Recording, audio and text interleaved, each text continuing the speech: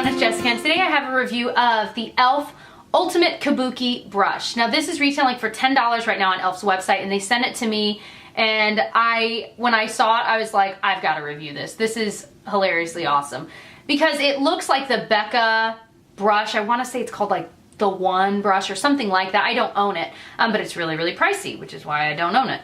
But this one looks like it's about the same size. This brush is incredibly soft. $10 is kind of pricey for an e.l.f. product, and that's why I was like, when I finally looked it up online after they sent it to me, and I was like, $10? But at the same time, it is really well made. This is made of like wood, the handle is, and it's really, really huge. So I have a demo of me using this to apply my contour and blush, which I have on today. So let me go ahead and show you that, and then we'll get into kind of the nitty-gritty details of this. Okay, so I've got my little e.l.f. Ultimate Kabuki brush here, and you guys, like, size-wise, this is like the size of my entire cheek. Like, this is a huge brush, and the length of it is as long as my cheek. And like, if I were to hold it here, like where I'd put my contour, it's the size of your contour, maybe even longer. So it is huge, and I kind of laughed when I got it because it's so incredibly soft, but all I kept thinking was, like, I could just go choo choo and have my entire face done. Like, it's huge. I'm going to use my Kevyn Aucoin sculpting powder in medium just because that's a favorite. It's really expensive, I know, but it's my favorite. Some cheaper alternatives that I like. This is the Pixie Subtly Sun-Touched Bronzer, and it's a similar gray toned. It's a little bit more warm toned, but it's similar, and I really like that. I also like, this is an e.l.f. blush, but it's in Koi. Now this one has some shimmer to it, and again, it's not as cool toned, but it's nice. And then I also, well, I have a whole video on it, but the Aesthetica Contour Kit, there's this color right here. This is like a perfect dupe for the Anastasia one. This color right here is like the exact same. Can you guys tell? I mean, it's almost the exact same. So you could use any of them. I'm going to use my personal favorite. So this is truly a first impression because I've never used this, and this could go on terribly. So I'm just going to start with a little bit. And you see that there is a little bit on my brush. I'm going to tap off a little bit. Here we go. So it's certainly, it's going a little low. No, that looks fine.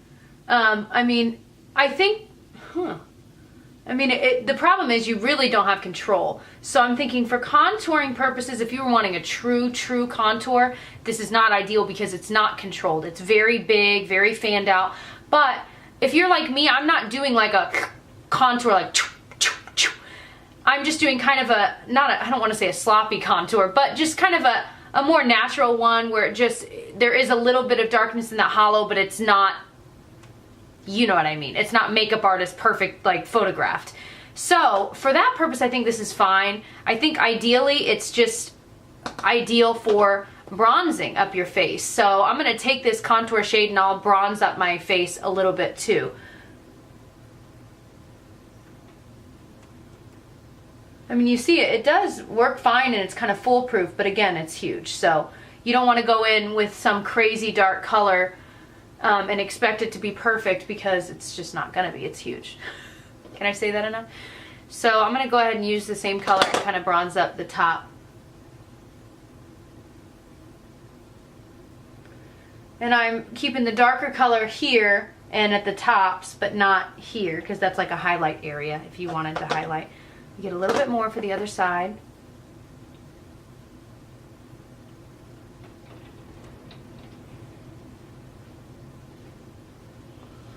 And then of course you can take it down here.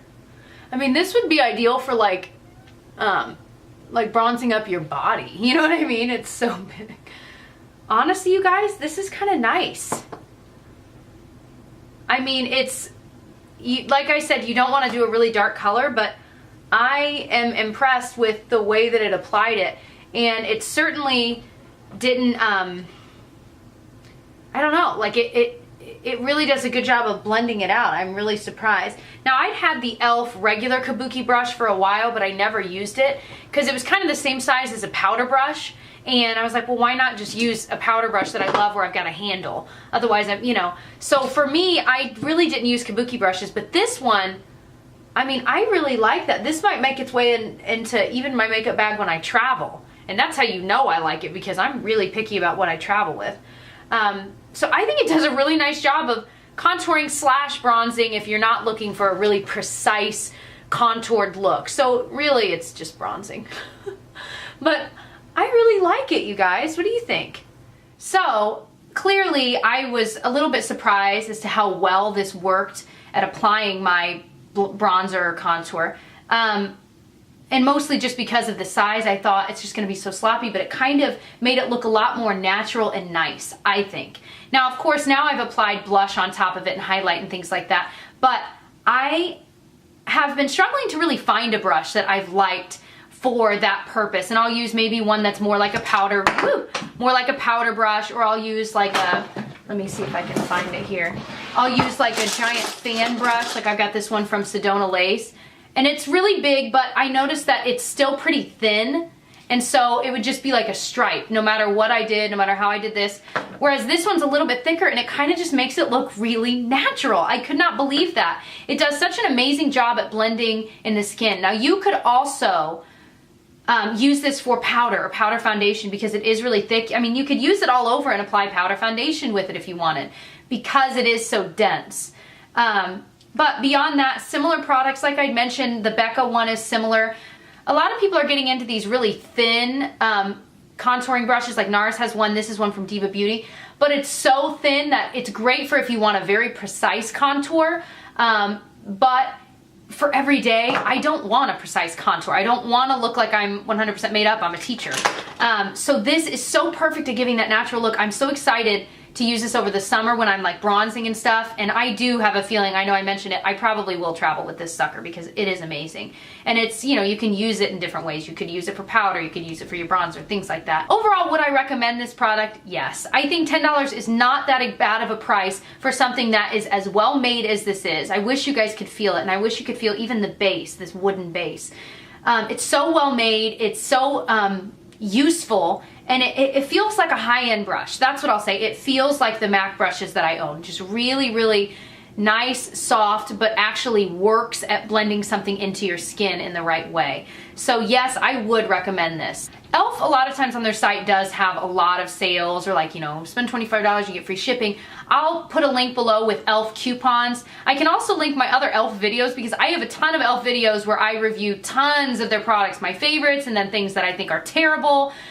Just across the board, a lot of e.l.f. has found its way into my collection, and a lot of them I love and some of them I hate. So if you're interested in finding out about more e.l.f. videos, I'll put those links below. Other than that, I hope you found this review helpful, and if you enjoyed, please subscribe, and I'll catch you guys in my next one. Bye!